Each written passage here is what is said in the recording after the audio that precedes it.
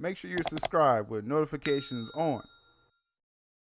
What's up? What's up? We are here doing the Peacemaker season 2 reaction series after, seeing Creature Commandos, which I was pleasantly surprised by Creature Commandos until the finale. I didn't like choices in the finale, but it was some cool things in Creature Commandos, and then seeing the big release of Superman really pushing this DCU world out there. I was looking forward to the continuation of this story in Peacemaker. This show is definitely for adults, so if kids don't watch Peacemaker, they won't be lost in the DCU. You'll see, Superman, you'll see Supergirl, and things will continue.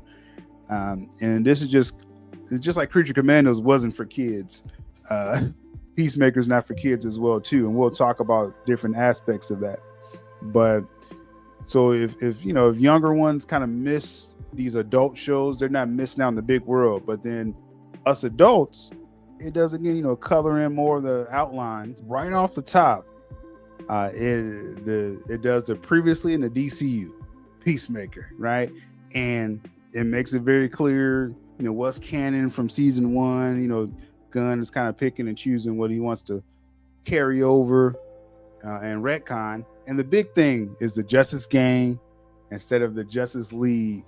And again, this is the DC universe, so there's countless multiverses, and so people, there's different canons in DC. And there's a mainline DC, but then again, there's alternate realities. And so, as I always said, James Gunn, he's a pretty good storyteller, and this starts off as a very personal story with Chris Smith. He lets Eagly fly in the quantum unfolding chamber, and you realize there's other doors out there, right? As James Gunn said, there's 99 other doors, right? So other alternate realities. Somehow Peacemaker's father was able to tap into this, and maybe this is kind of connected with Lex Luthor as well. On the surface, he sees another door that has the helmets, sort of like what his father did for him.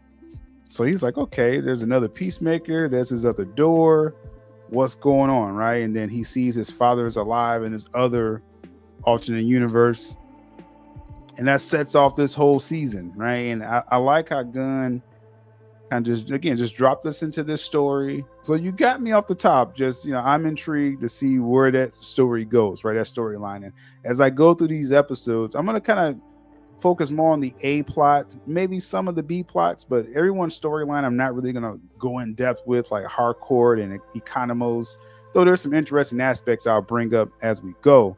I'm kind of focusing more on the main storyline, and again, any cool DC connections.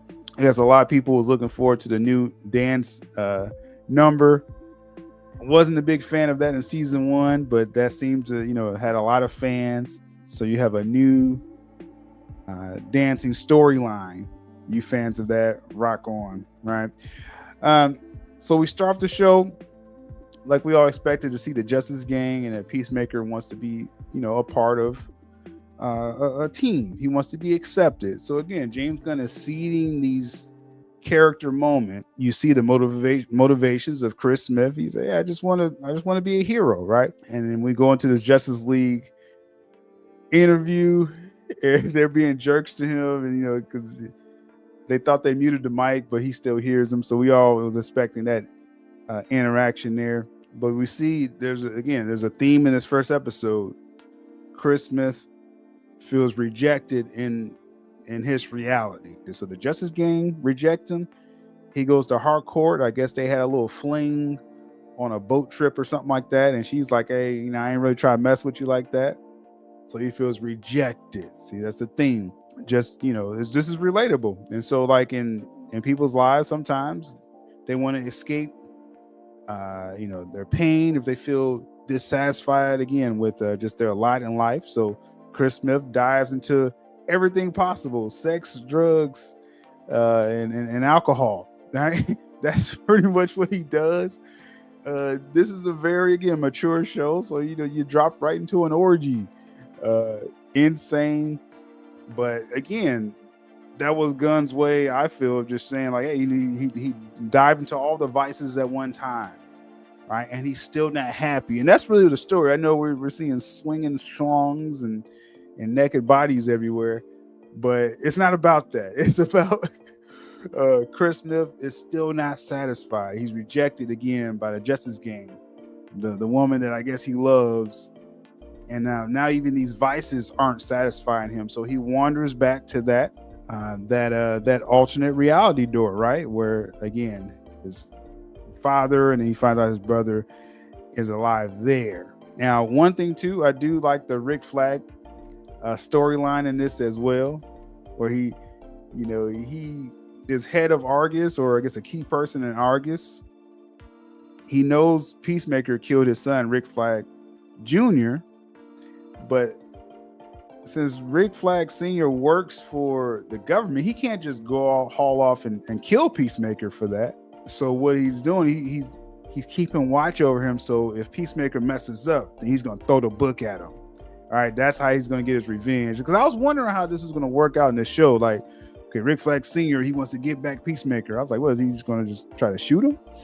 No, Rick Flag is going to just keep watch over him. And as soon as he messes up, it's a wrap. So like I said, this first episode, I'm in on this season right now. As you have the conflict.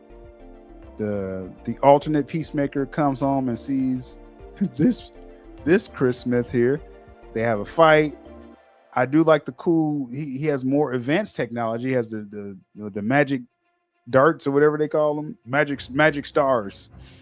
So he has cooler helmets. He probably is more of a jerk than our Chris Smith, because you see John Cena is doing a great job here playing a different version of this character. And I think that's one of the best things of season 1 is John Cena. He's become a pretty good actor, really comedic, but now just like subtle differences in his character. He's become a better actor. So looking forward to how that comes. But again, this alternate Peacemaker, he has a jetpack and things like that. And our Chris Smith accidentally kills alternate Peacemaker. It ends right there, right? Very interesting first episode. Again, I'm in on this show. I'm gonna, cover this pretty much every weekend for this season to get my thoughts on it. One side thing, if we jump back to the Justice Gang thing, is you have the Justice Gang, you have Superman right there, right in silhouette, Hawk Girl, Lantern, Mr. Terrific. You have Supergirl drops in. Very interesting. Supergirl was helping the Justice Gang, her and Superman. Interesting team. This may be the team of that Super Family film or that Superman follow-up. Overall, Peacemaker season 2 off to a solid start. I feel very mature. Don't let the kids see this. And we'll see how it develops going forward. Let me know in the comments below. Again, we're going to be here over here on the DC channel talking more of this stuff. So let me know your thoughts on this show. If you're fans of it, if you hate anything DC right now, you probably won't like this either. So there's no surprise in your responses there. So till then, we'll talk about this more next episode.